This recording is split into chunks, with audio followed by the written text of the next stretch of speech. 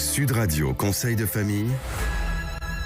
Bienvenue dans Conseil de famille, l'émission dédiée à la gestion, au développement et à la transmission de votre patrimoine. Aujourd'hui, nous allons parler de deux concepts clés en matière d'investissement, le dollar cost averaging et les intérêts composés.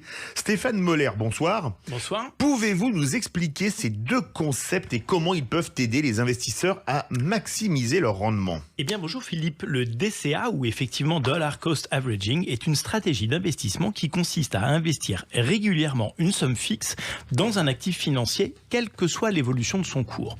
L'objectif est de réduire le risque lié à la volatilité, c'est-à-dire aux fluctuations du marché, en achetant des parts à différents prix, ce qui permet de lisser le coût d'acquisition moyen sur la durée.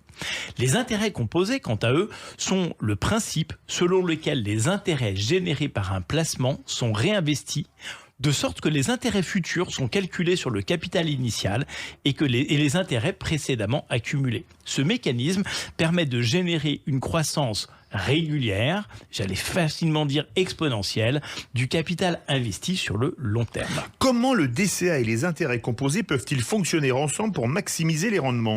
Eh bien, en combinant donc le DCA et les intérêts composés, les investisseurs peuvent profiter des fluctuations du marché tout en bénéficiant de la puissance de la capitalisation des intérêts.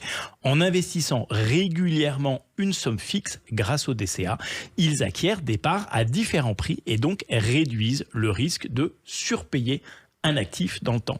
Par ailleurs, en réinvestissant systématiquement les intérêts et les dividendes reçus, les investisseurs profitent de ces fameux intérêts composés, ce qui permet d'accélérer la croissance de leur capital sur le long terme.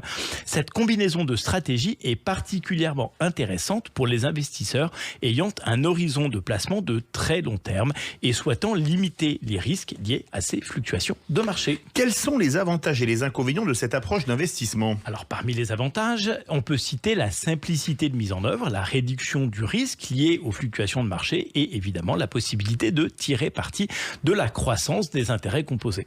Cependant, cette stratégie présente évidemment quelques inconvénients.